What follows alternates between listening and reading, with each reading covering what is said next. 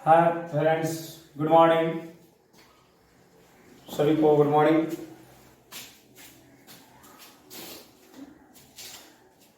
आज फिर से हम लोग अगला टॉपिक पर डिस्कस करेंगे। ठीक है, आज सब्जेक्ट ज्योग्राफी लिया गया है।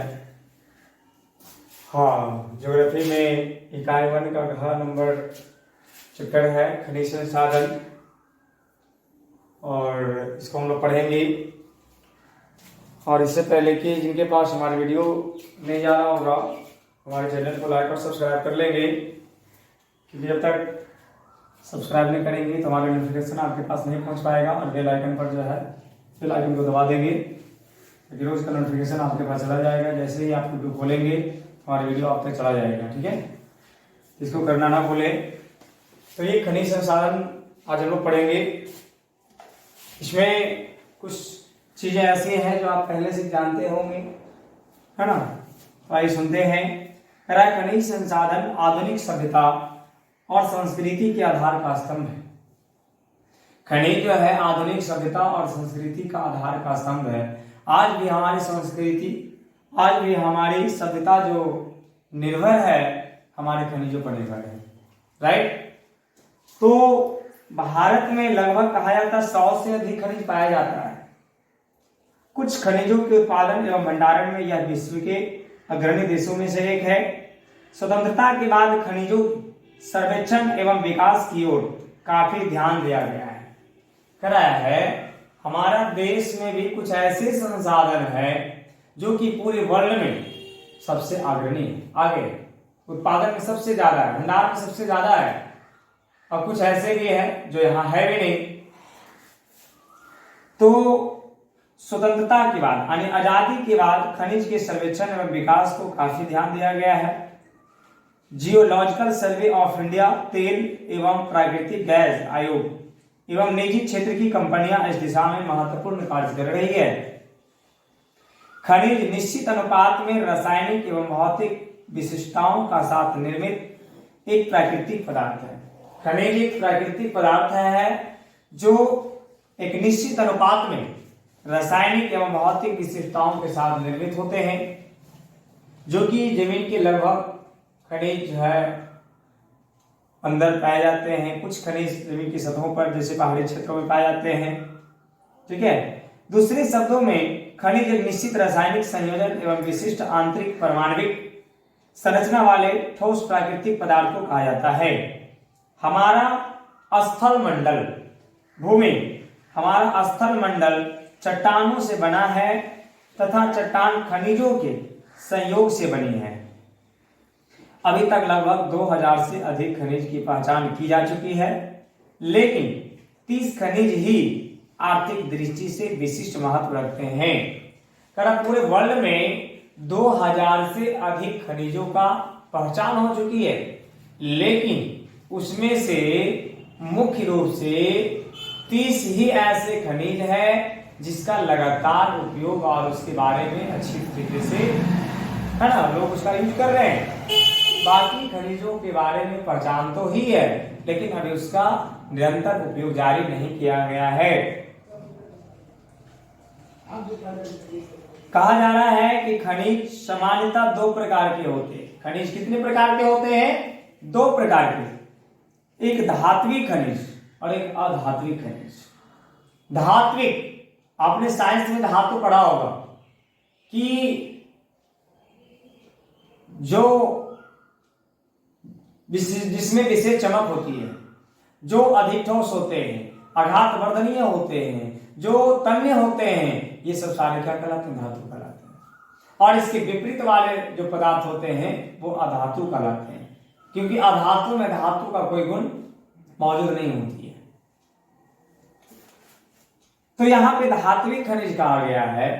तो धात्विक खनिज भी जस्ट धातु के जैसा ही होगा। इसमें लिखा गया है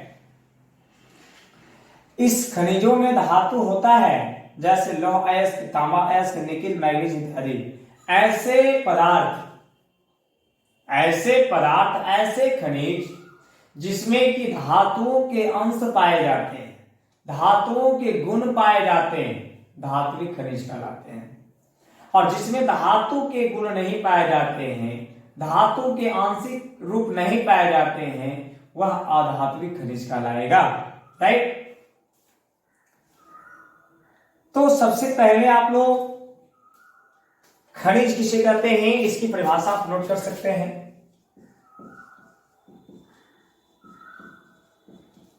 खनिज क्या है? खनिज क्या है?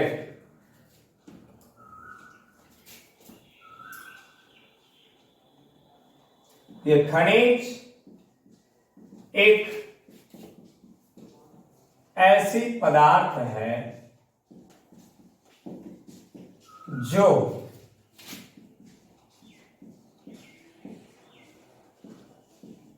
एक निश्चित अनुपात, खनिज एक ऐसी पदार्थ है जो एक निश्चित अनुपात में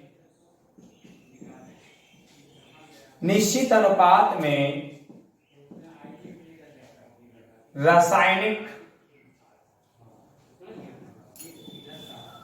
एवं भौतिक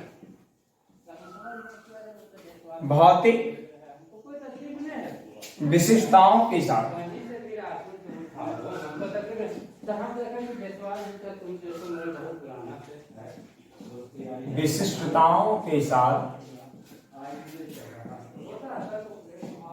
बनते हैं खनिज कहलाते हैं। खनिज कहलाते हैं। यहां नीचे लिखेंगे खनिज के मुख्य दो प्रकार होते हैं। खनिज के मुख्य दो प्रकार होते हैं। पहला धात्विक खनिज, दूसरा अधात्विक खनिज। ठीक है, धात्विक और अधात्विक। तो धात्विक खनिज अभी मैंने बताया कि जिसमें धातु के गुण पाए जाते हैं धात्विक खनिज कहलाते हैं। जिसमें धातु का गुण नहीं होता है वो अधात्विक कहलाता है। धात्विक खनिज में भी दो प्रकार होते हैं। जैसे एक होता है लौह युक्त खनिज और एक होता है अलौह युक्त खनिज। धात्विक का भी दो प्रकार होता है। एक ऐसे खनिज होता है जिसमें लोहा का अंश पाया जाता है और एक ऐसे धात्विक खनिज होता है जिसमें लोहा को छोड़कर अन्य पदार्थ का गुण होता है। जैसे कि उसमें टीना हो, जैसे उसमें तांबा हो, है ना, ये एल्युमिनियम हो या अन्य प्रकार के पदार्थों के गुण होते हैं। लौह युक्त नहीं, लोहा का गुण उसमें नहीं होती है। जिसमें लोहा का गुण होता है वो लौह युक्त कहलाता है और जिसमें लोहा का आंशिक रूप में होता है वो अलौह कहलाता है, जिसमें लोहा नहीं होती है।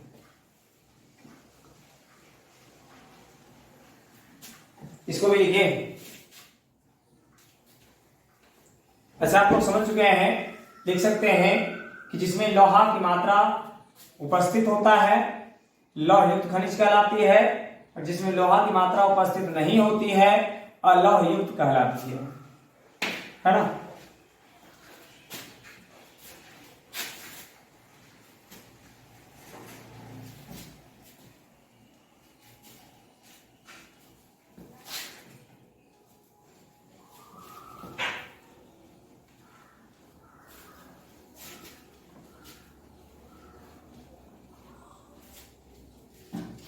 यहां लिखेंगे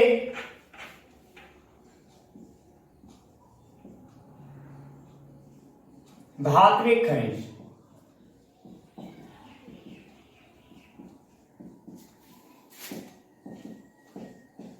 जिसमें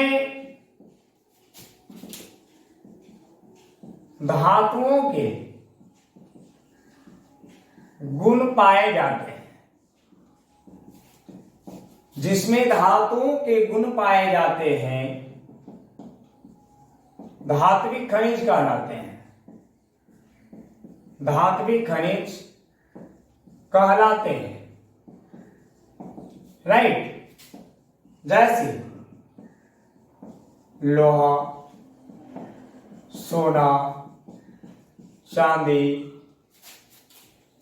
तांबा इत्यादि, ये सारे धात्विक खनिज हैं। अब यहां बताया गया धात्विक के दो प्रकार होते हैं। धात्विक के दो प्रकार होते हैं। पहला लौह युक्त, क्या होता है? लौह युक्त खनिज, लौह युक्त खनिज। और दूसरा जो होता है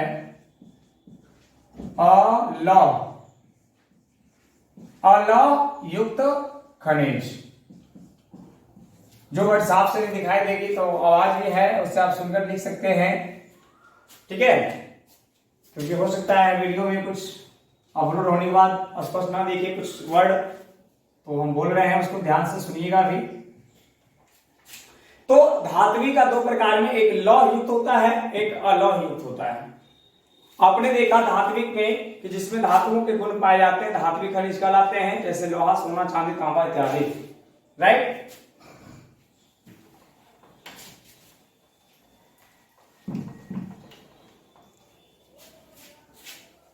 अब यहां लौह युक्त, लौह युक्त खनिज। लौह युक्त का मतलब जिस खनिज में लोहे की मात्रा होती है, लौह युक्त कहलाती है। तो लौह युक्त में लिखा गया है लौह अयस्क, लौह अयस्क, मैग्नीज, मैग्नीज, निकिल, टंगस्टन इत्यादि। अन्य जितने भी खनिज का नाम लिखे हैं सभी में लोहे के गुण पाए जाते हैं, लोहे का जो है रूप पाए जाते हैं, सभी लोहे का रूप वाले पदार्थ है, इसलिए ये लौह युक्त कहलाता है। दूसरा लिखाया गया अलौह, अलौह युक्त खनिज। अलौह का मतलब जिसमें लोहा की मात्रा नहीं होती है, जैसे सोना, चांदी, सीसा, एल्यूमिनियम इत्यादि, ठीक है।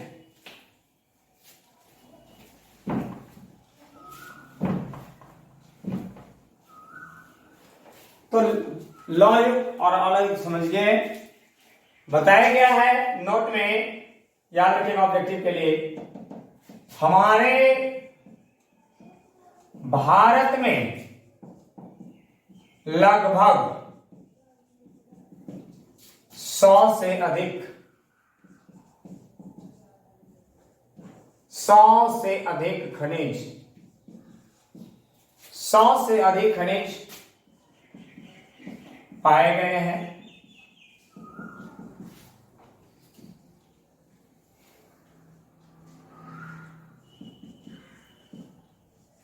पूरे विश्व में 2000 से अधिक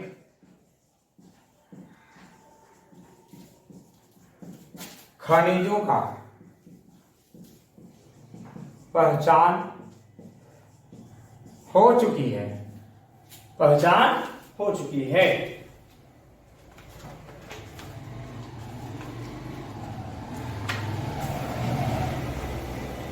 अब करा अधात्विक। धात्विक में देखिए कि दो रूप होते हैं, तो अधात्विक खनिज किसे कहा जाता है? जस्ट इसका विपरीत बताया था मैं कि ऐसे खनिज जिसमें धातु के गुण नहीं होते, धातु के अंश नहीं होते हैं, अधात्विक खनिज कहलाता है। अधात्विक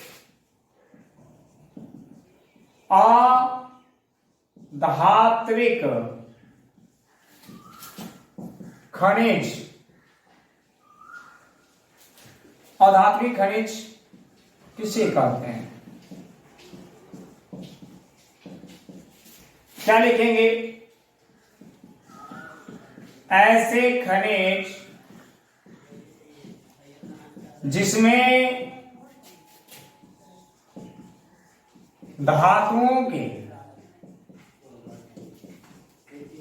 कोई गुण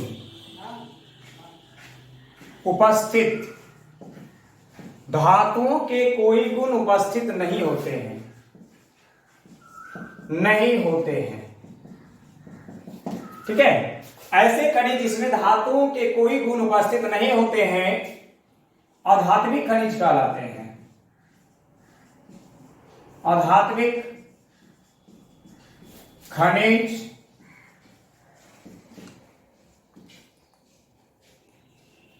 अधात्विक खनिज कहलाते हैं। जैसे इसका एग्जाम्पल भी देख सकते हैं,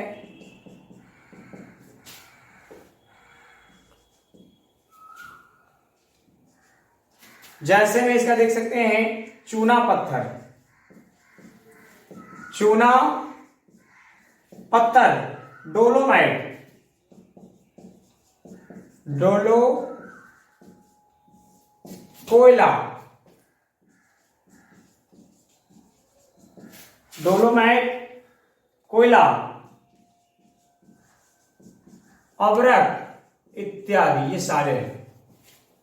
ठीक है, चूना पत्थर, डोलोमाइट, कोयला, अभ्रक, ये सब सारे जो है अधात्विक खनिज है, जिसमें धातु का कोई गुण नहीं पाया जाता है।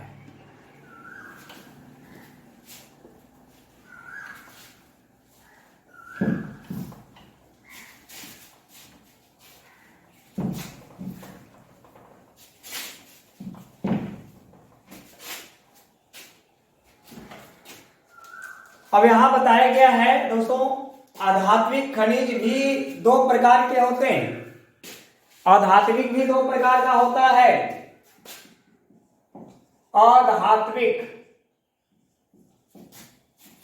अधात्विक खनिज भी दो प्रकार के होते हैं, दो प्रकार के होते हैं। पहला कार्बनिक, पहला कार्बनिक खनिज, दूसरा अकार्बनिक, अकार्बनिक खनिज।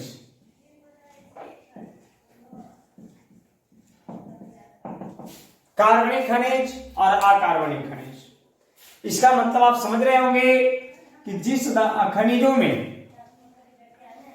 खनिजों में कार्बन की मात्रा पाए जाते हैं उसे कार्बनिक खनिज कहा जाता है। जिसमें कार्बन की मात्रा नहीं होती है अकार्बनिक खनिज कहा जाता है। ठीक है, तो कौन से ऐसे खनिज जिसमें कार्बन पाया जाता है और कौन से ऐसे खनिज है जिसमें कार्बन नहीं पाए जाते हैं? तो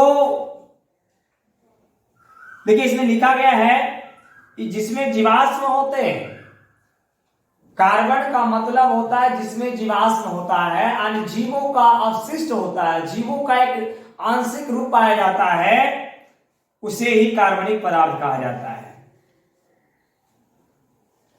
जैसे कोयला, पेट्रोलियम।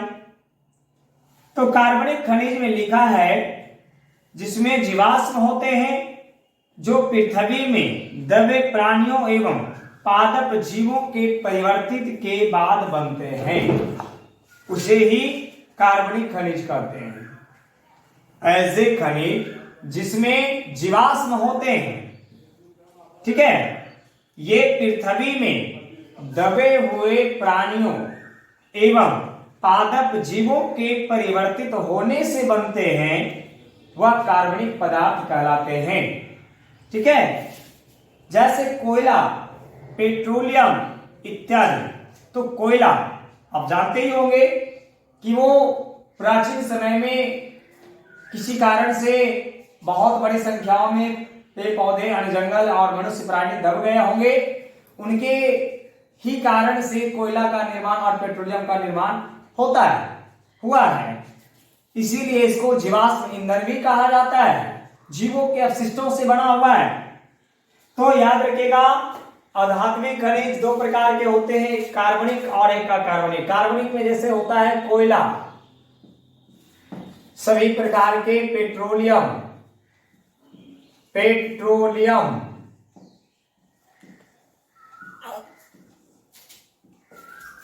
इत्यादि, और अकार्बनिक में होता है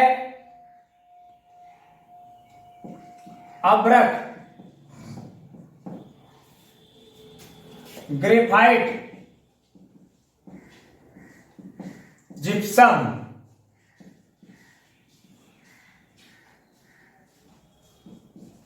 इत्यादि।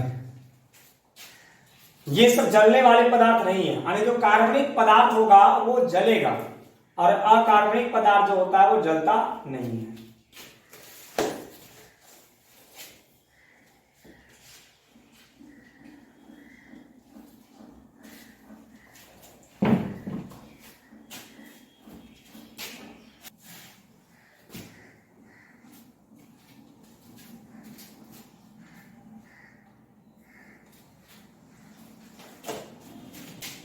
यहां पे एक प्रश्न है, धात्विक खनिज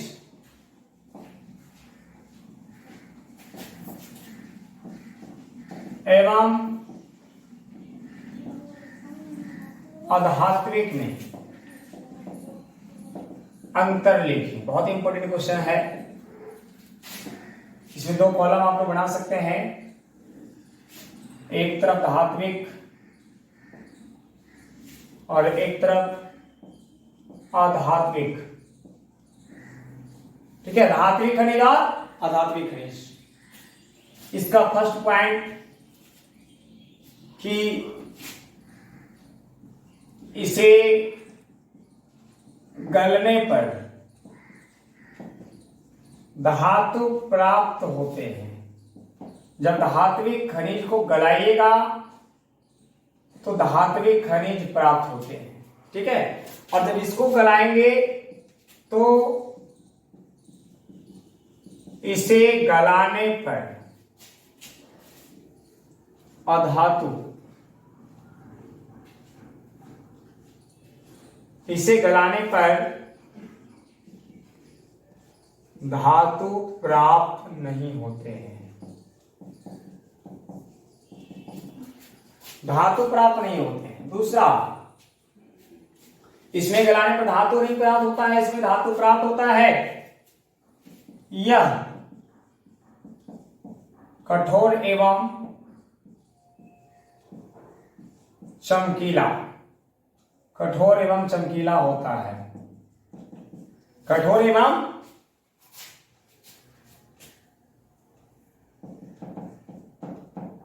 इसमें विशेष चमक नहीं होती है, इसमें विशेष चमक नहीं होती है।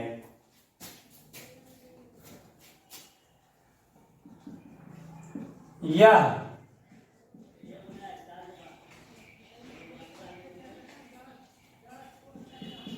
आग्नेय चट्टान से मिलते हैं। यह आग्नेय चट्टान से मिलते हैं। यह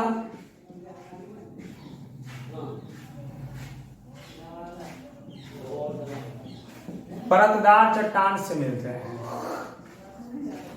परतदार चट्टान से मिलते हैं।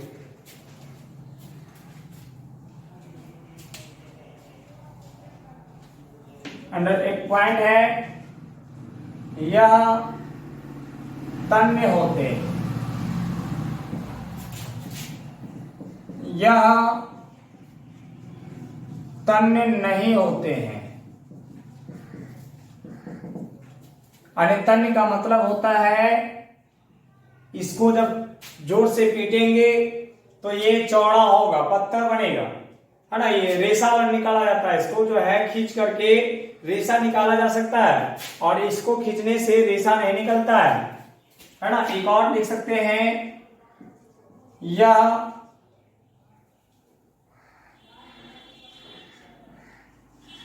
आघात वर्धनीय, आघात वर्धनीय होते हैं।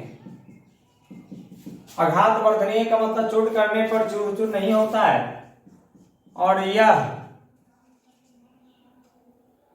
आघात वर्धनीय नहीं होते हैं, आघात वर्धनीय नहीं होते।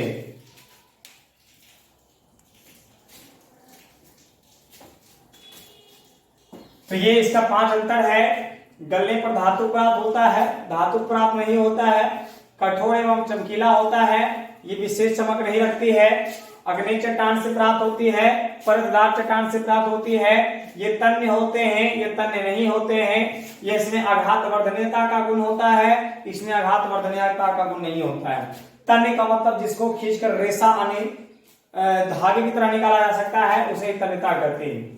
आघात वर्धनीय का मतलब होता है जिस पर चोट करते हैं तो वो पूरा फैलता है, चूर चूर नहीं होता है, तो ये धातु में होता है, धात्विक खनिज में। और इस पर चोट करेंगे तो फैलने के बजाय पूरा चूर चूर हो जाता है।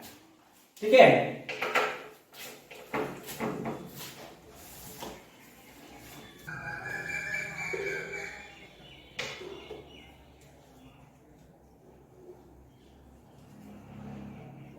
चलिए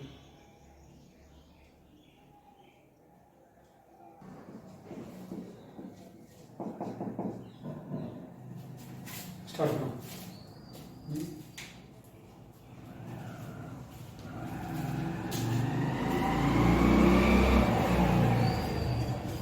एक प्रश्न है, खनिजों के संरक्षण एवं प्रबंधन से क्या समझते हैं। बहुत इंपॉर्टेंट क्वेश्चन है एग्जाम की दृष्टि से, 10वीं क्लास के लिए। संरक्षण, संरक्षण का मतलब क्या होता है, बचाव। प्रबंधन का मतलब क्या होता है, उसका उचित व्यवस्था करना, है ना। रखने का तौर तरीका हो या अधिक से अधिक दिन चलाने का तौर तरीका हो, प्रबंधन कहलाता है। तो इसमें समझ सकते हैं कि खनिजों को बचाव करना बहुत जरूरी है, क्योंकि खनिज हमारे भारत में जो अच्छे क्वालिटी के हैं, जो अच्छे यूजफुल है, वो बहुत ही कम मात्रा में पाए जाते हैं।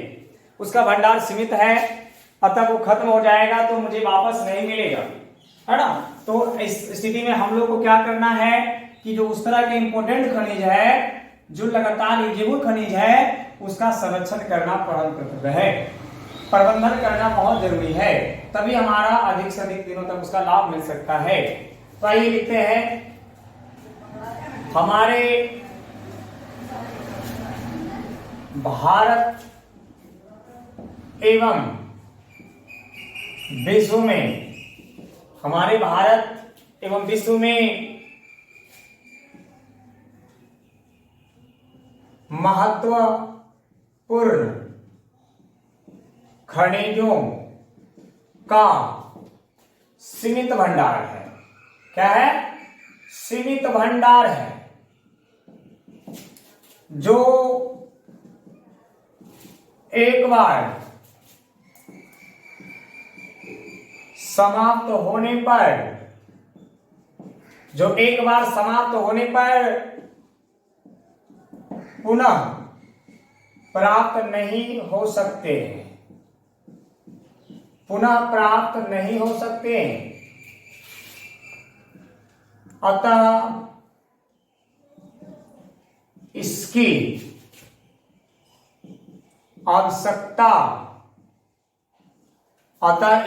आवश्यकता से कम तथा सावधानी पूर्वक उपयोग करना ही सावधानी पूर्वक उपयोग करना ही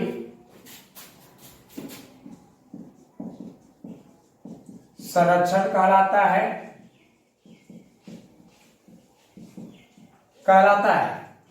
यानी इसकी बहुत ही सूझबूझकर उपयोग करना होगा।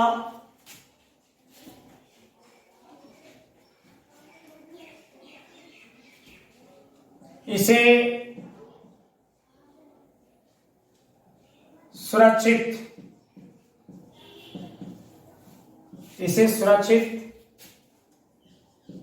तरीके से रखना एवं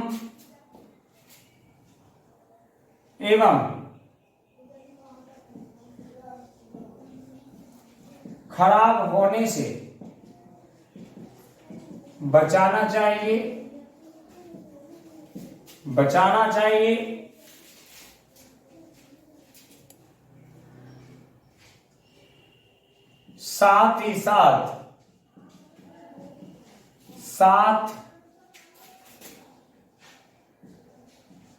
साथ ही साथ इसके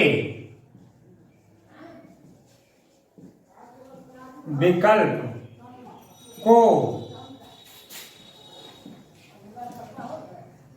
ढूंढना चाहिए, क्योंकि ये समाप्त होने के बाद पुनः नहीं प्राप्त हो सकते हैं। तो इसके साथ इसका जगह पे इसके स्थान पर विकल्प होना बहुत जरूरी है, ताकि आपके काम में बाधा नहीं पहुंच पाए और वो आपका निरंतर क्रिया करते रहें। ठीक है, तो ये आपका संसाधन संरक्षण, खनिज संरक्षण है। हमारे भारत में विश्व में महत्वपूर्ण खनिजों का सीमित भंडार है, जो एक बार समाप्त होने पर पुनः प्राप्त नहीं हो सकते हैं। अतः इसकी आवश्यकता से कम तथा सावधानी पूर्वक उपयोग करना ही संरक्षण कहलाता है। इसे सुरक्षित तरीके से रखना एवं खराब होने से बचाना चाहिए। साथ ही साथ इसके विकल्प को ढूंढना चाहिए। बस आज की क्लास यहीं तक है, और आज ज्योग्राफी की क्लास थी। कुछ चीजें मैं बोल दिया हूं, उसको आप नोट कर सकते हैं, और कुछ लिखा हुआ है उसे भी आप लिख सकते हैं। नोट कॉपी में आप लिखते चले जाएंगे। ठीक है, और जो वर्ड साफ साफ नहीं दिखता होगा, हमारी ध्वनि पे आवाजों पर केयर करेंगे और सुनकर उसे लिख सकते हैं। ठीक है, तो आज की क्लास यहीं तक है, और सभी सब्जेक्ट को अपना अलग अलग नोट कॉपी में लिखेंगे, और लगातार सभी सब्जेक्ट का टॉपिक जाएगा आपके पास। और अभी लॉकडाउन का समय है, आप लोग को निर्देश देता हूं फिर से कि बीमारी की प्रकोप बढ़ता जा रहा है।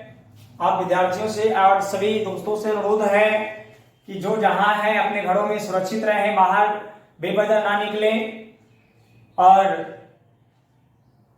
जो हमारे घर में रहना और लोगों से कम मिलना और बेवजह मार्केट बाजार जाना, ये सब ही हमारे इस बीमारी का इलाज है।